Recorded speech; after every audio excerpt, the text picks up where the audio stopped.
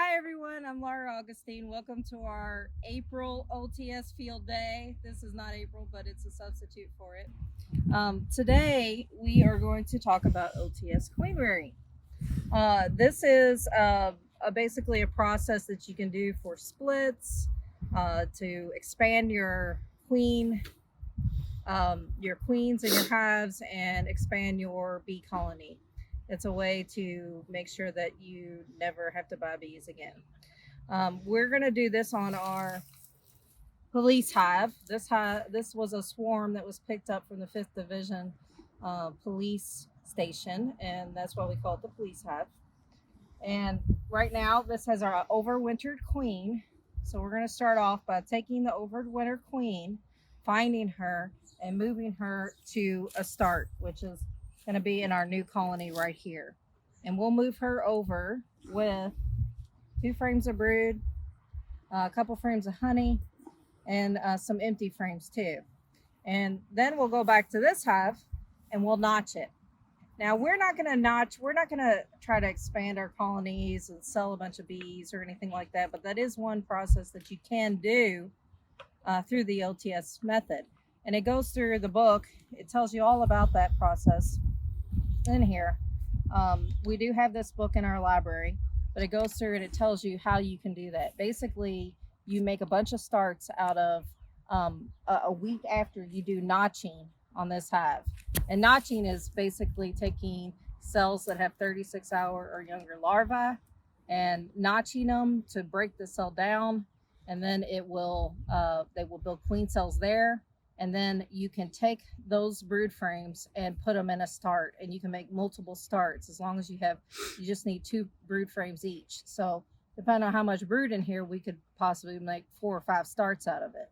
It really depends. And then but we're just trying to run for honey for this and use it educational. So we're not going to do a whole bunch of that, but we will show you how to do notching, and we'll move our queen over. This also helps reduce swarming in the spring, and it also helps with mite control in the summer and in the fall as well.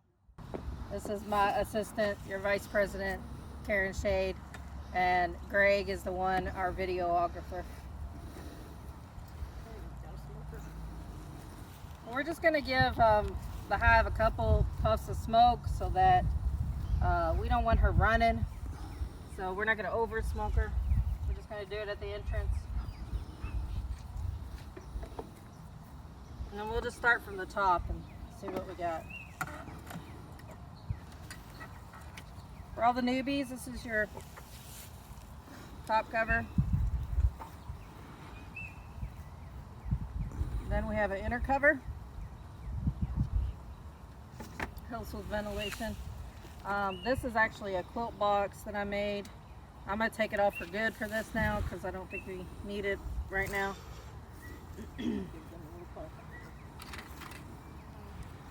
Sharon's going to work this. Karen is going to work the smoker. Oh, they got plenty of. Man, they really ate that food, didn't they? They've been going crazy eating this feed. This what we have here. Yeah, it is a feeder, and this is just made with actually this has 2 of them on there, and I'm not really supposed to have 2, so I'm not sure why we had 2 on there. That's probably an accident. Basically this is no, those are together. These are together. Yeah. Well, I see what you did. You put those together.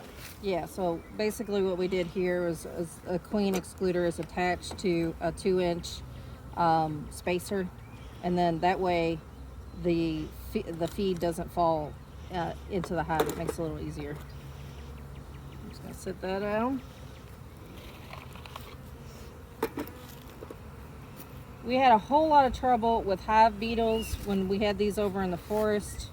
So that is one reason why we moved them over here. As you can see here, this is mild compared to what it was like in fall. It does catch a few bees, but these are Swiffer sheets, unscented, but it definitely catches the hive beetles too.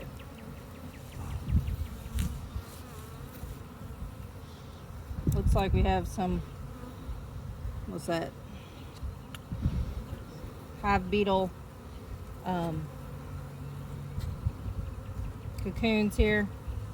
Doesn't surprise me. That's why some people don't like these split cells, these split frames, because they do like to catch it. Why don't you give them a couple puffs of smoke?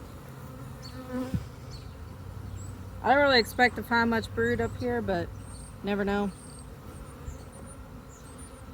I'm just going to take out the outer frame.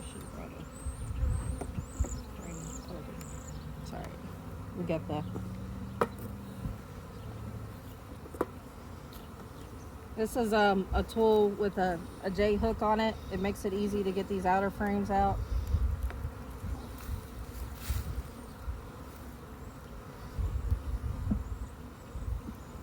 Now we can just do a look through this one real quick, see what we have. I'd probably expect honey stores in this, not really brood, but you never know. We're gonna look for the queen. It's our main goal.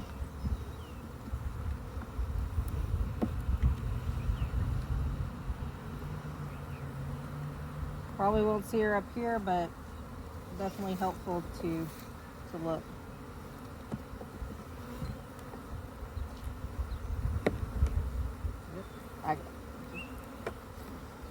All right, well, look, there's a brood frame right here.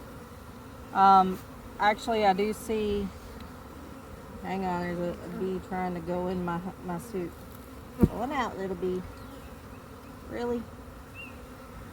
Okay. I can see larvae in here. These are older larvae. You can tell by how thick and bubbly they are. And then I can actually see eggs in here. I'm just going to pull down one of these so you can see. There's eggs in there. And so this is if we're looking for 36-hour or less larvae to notch, so we'd be looking for a frame that has that on there. But right now, my main goal is to look for the queen, and then also just to identify any frames that may be a candidate for notching too. And this looks like it might be a frame, so I'm gonna just give the bees a shake off so I can see.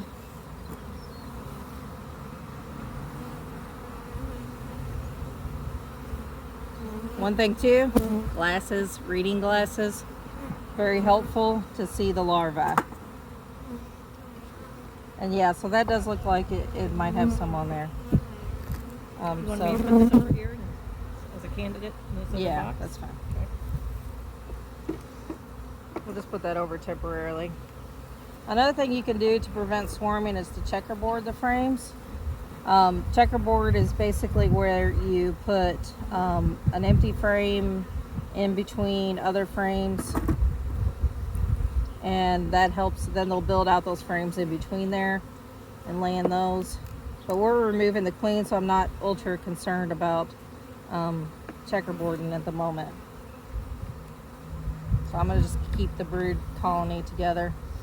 And this is good. I mean, she's laying. She may not be laying in the bottom boxes, but she is laying in the top.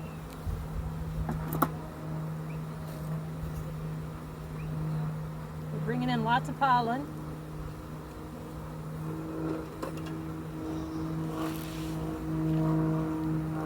So we already have, what's that, 3 frames of brood?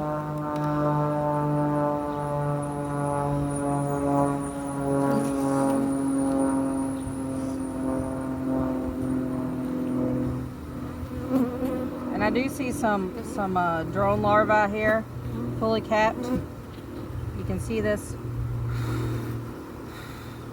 right here.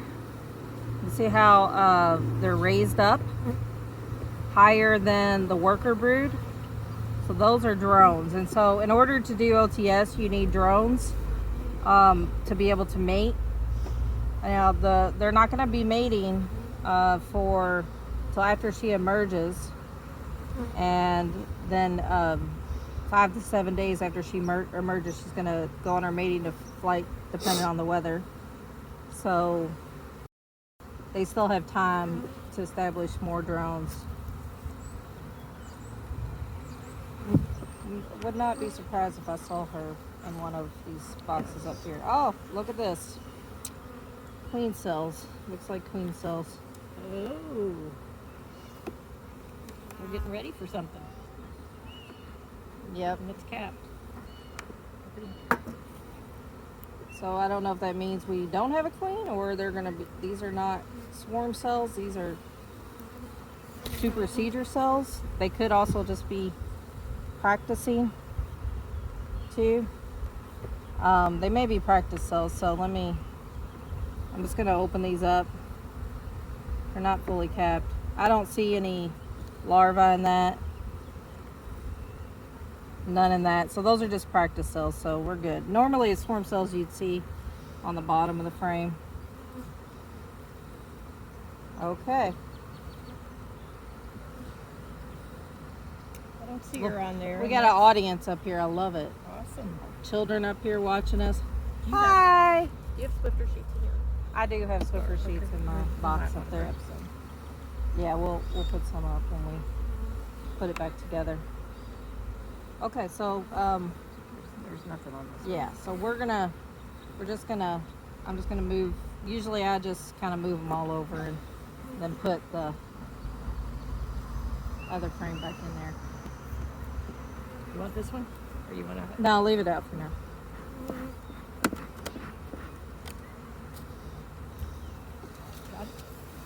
One trick too, to set it up like that. You lose less bees on the ground when you do that. Check out this Swiffer sheet here.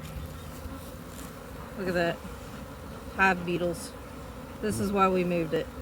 It's nasty. Hate those things. Luckily they didn't kill any of our colonies, but they were definitely a big nuisance.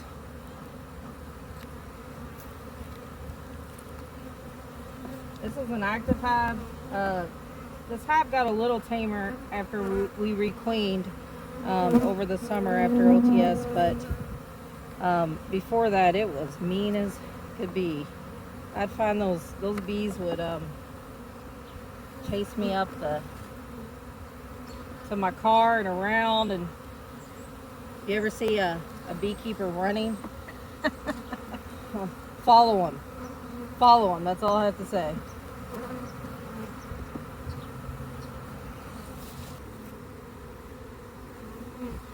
Well, let's hope she's in the bottom. There's nothing in there. There's no honey. There's nothing in this box. Completely empty. It doesn't surprise me. They tend to move up in the winter, the upper boxes. And I feel like I might have moved the boxes around, but I can't remember.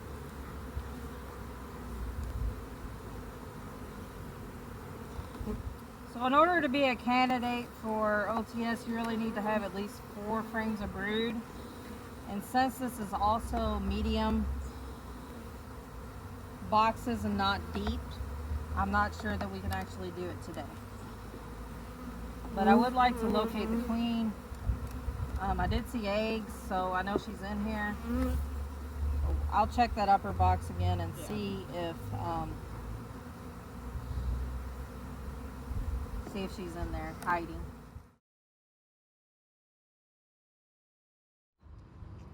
Hi, I'm Laura Augustine, back here at the Louisville Nature Center. I'm going to do an OTS split on this hive. Last time we were here, could not find the queen, so we're going to see if we can locate the queen this time and move her over to the other hive.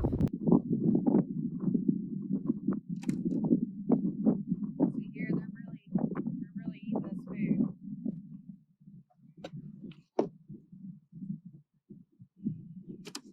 Let's take this top feeder off. Still has pollen patties, but I actually did bring some sugar water because they're ready for sugar water now.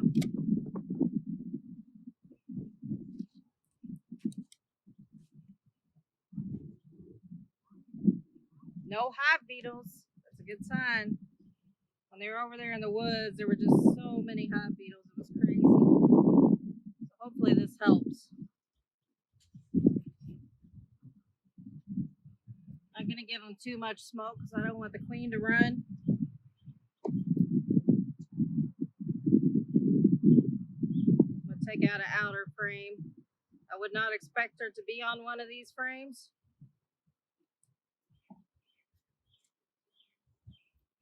Actually, we moved the brood frames down to the bottom, so I would expect her in the bottom.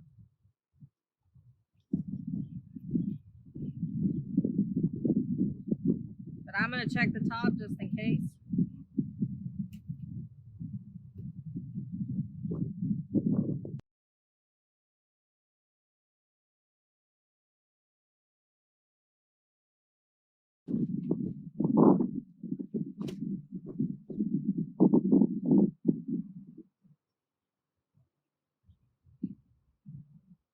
Couple hive beetles. This bee right here is actually attacking this hive beetle, which I love. But it is catching the hive beetles. It's awesome.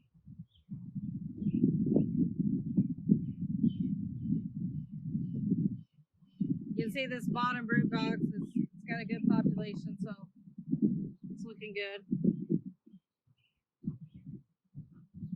Let's give them a little bit of smoke.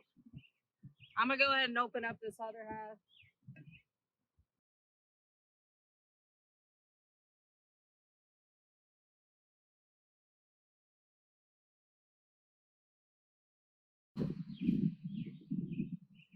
Amazes me how fast they can glue these things together. We were just in here a few days ago. Looks like I got some nectar in there.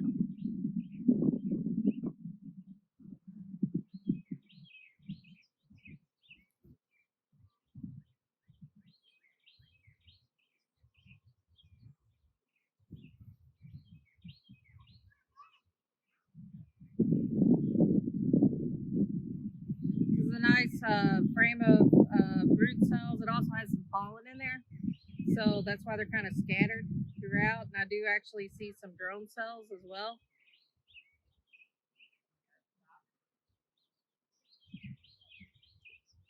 I'm just gonna mark it as a brood frame so I remember.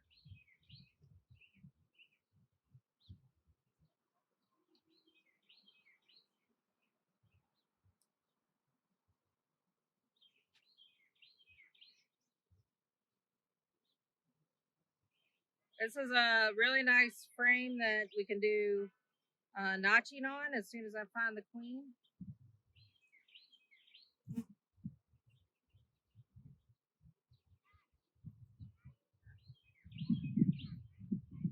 Probably won't be able to see it, but it's actually larvae in there.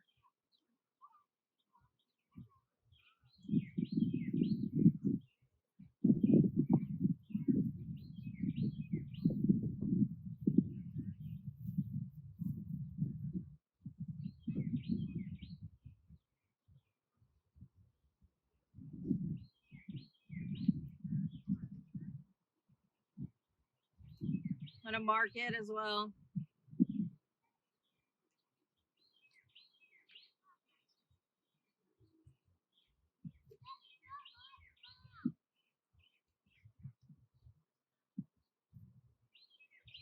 Another brood frame.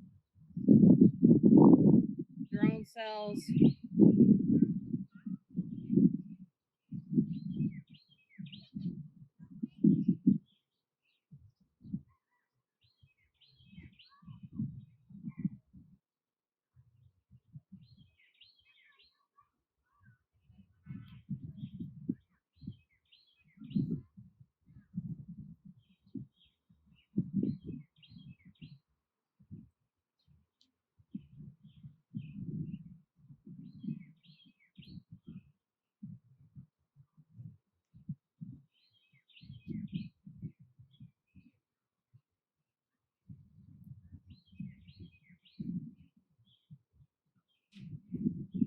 Brood frame.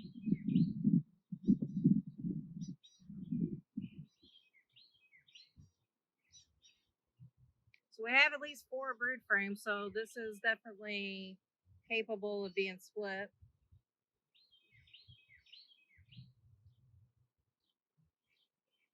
Still no queen, but she's in here somewhere because I don't This has larvae on it too, so that's a nice one to notch.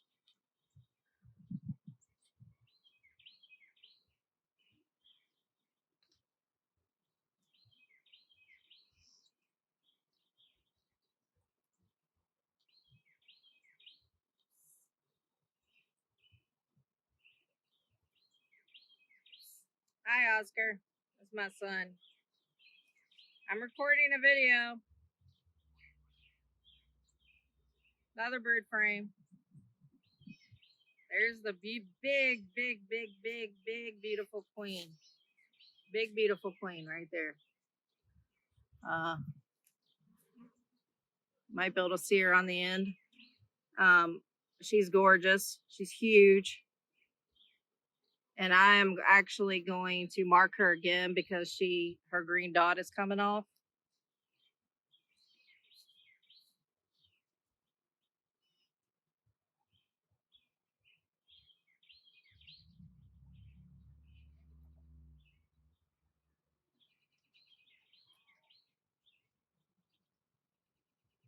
I've tried different marking techniques.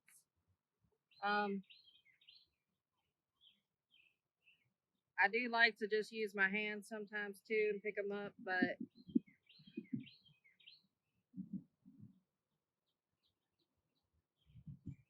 right now I think I'm just going to use the push pop. I like it a lot.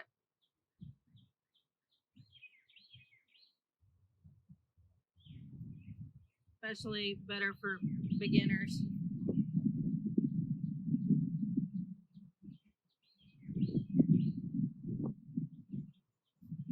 So I push her in here. Okay. So here she is. And with this, she's a queen from last year, so I'm gonna mark her green. The color for this year's blue for any new queens. She's last year's queen. She's an overwinter queen, laying beautifully, doing well. I like her a lot.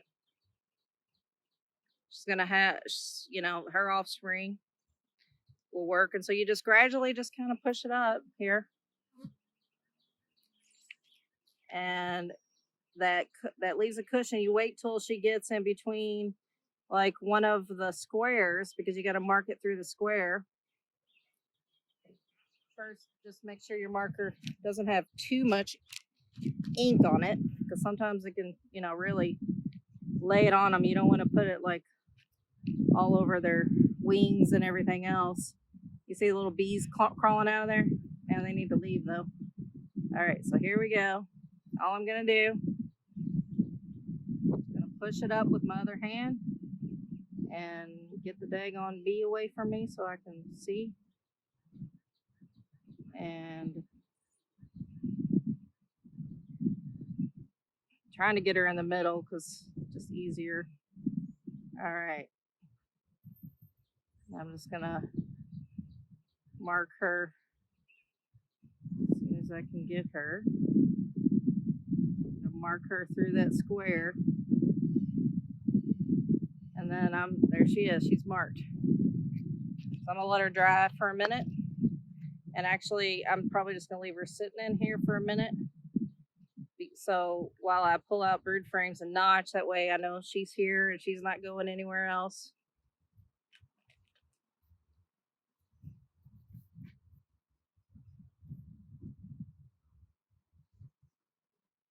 She's gonna go over in the new colony.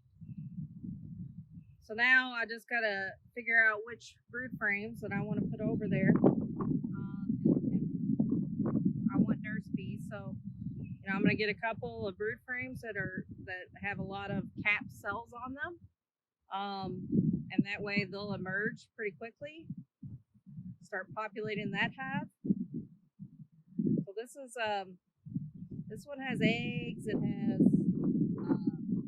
larvae. It has a lot of good stuff on there. So I'm actually just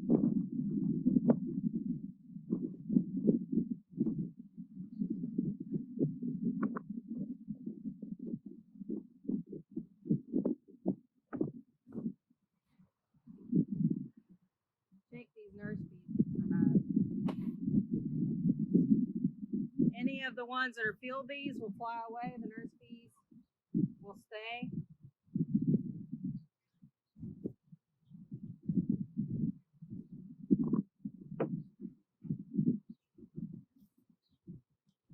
Then I'm gonna notch it.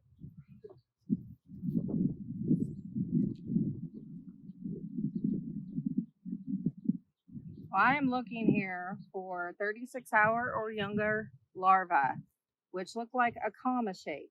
Those are 4-day-old larvae.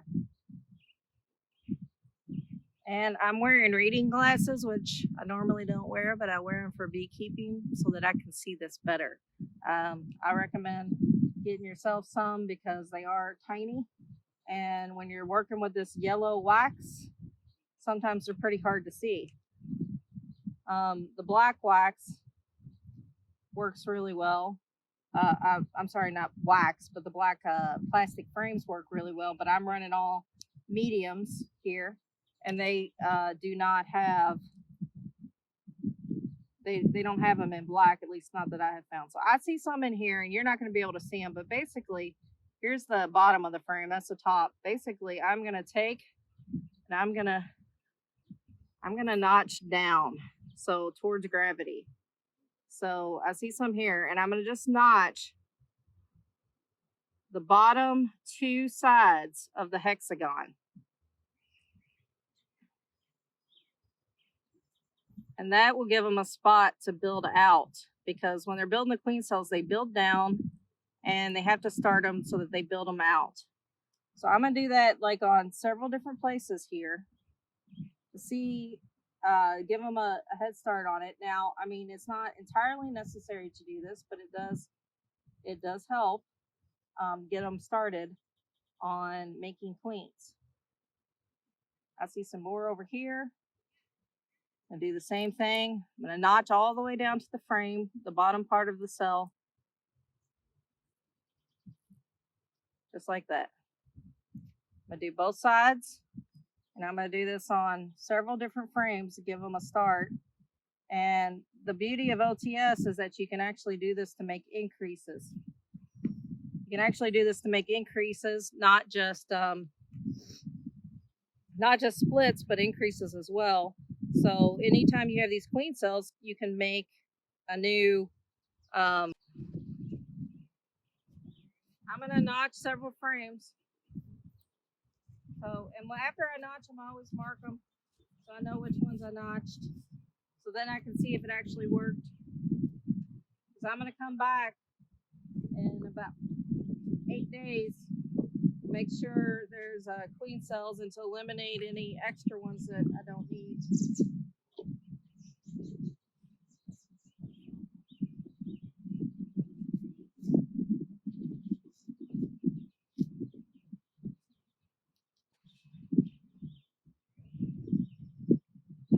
is the frame of honey, so we're all done with the brood frames. I had 5 brood frames in here. I'm going to move 2 of them over here. And actually, I'll probably give them this frame of honey too, with the bees on it. It's not capped honey, so I'm also going to feed them.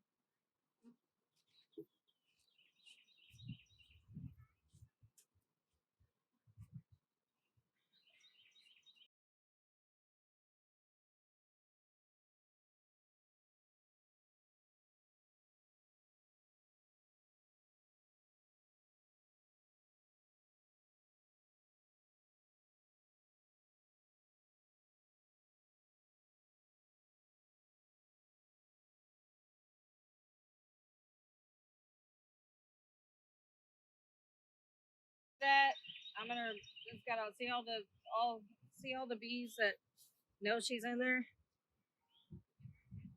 They can smell her pheromones.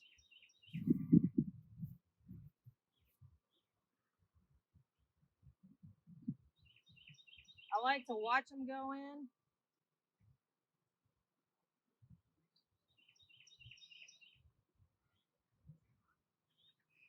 She's in there.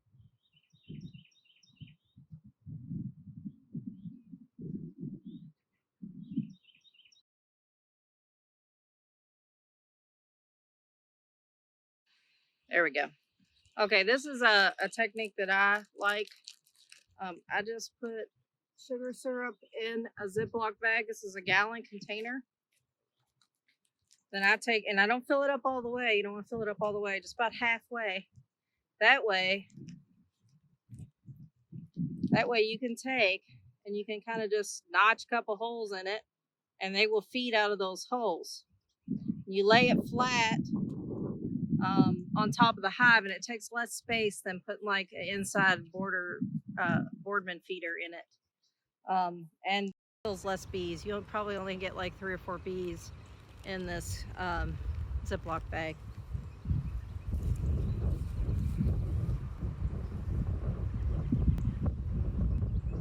So I'm just gonna lay it flat in here.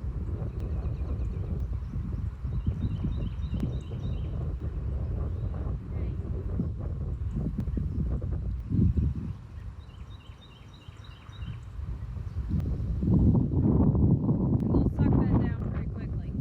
Now I'm gonna finish my notching on this hive.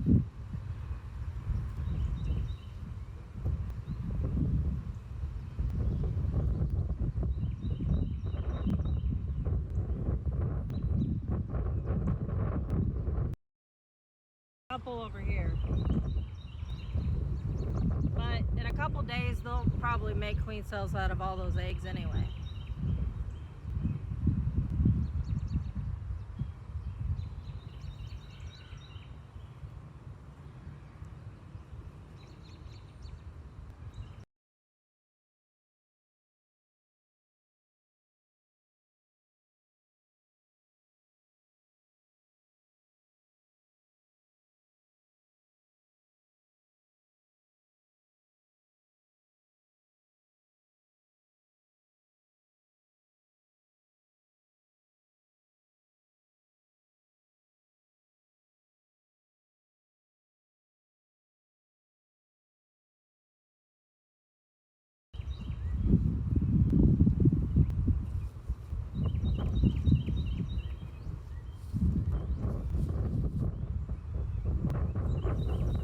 You can see how nicely this fits when you use this Ziploc bag technique in a smaller feeder, and you don't have to utilize your larger deeps to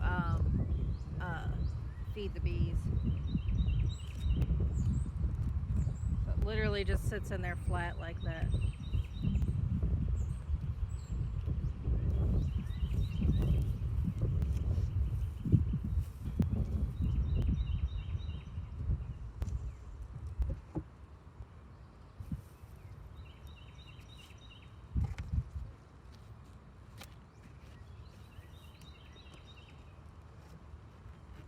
There we go. Now we have 2 hives. This one's going to make a new queen. That one has the old queen in it.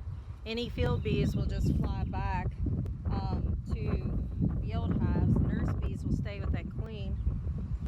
So I'm not too worried about having them close together. This is how I always do it, with them right next to each other without any problem. But you can always come back and check on them in a couple days, make sure there's still enough remaining bees, and if they're not, you can shake some more nurse bees off of into a bucket, and then give them a few seconds and let the field bees fly away. Then any ones that are not flying are the nurse bees, and then pour them in there with the queen to populate it a little bit more if you do have any issue with losing bees that way. So yeah, this is a great spot. We're out of the woods now. It's sunny, it's hot. We got some trees that will give us partial shade a little bit, but not too much. So this is really going to help with the hive beetles. Thank you for watching. And I know we couldn't do an actual field day because of everything going on in the world right now. I want you all to remain healthy and safe, and your bees to be safe. If you have any questions at all, please reach out to me. I'm always happy to help with your beekeeping endeavors. My name is Laura Augustine. I'm the president of the Kentucky Beekeepers Association. Thanks so much. Have a good day and be safe and be well.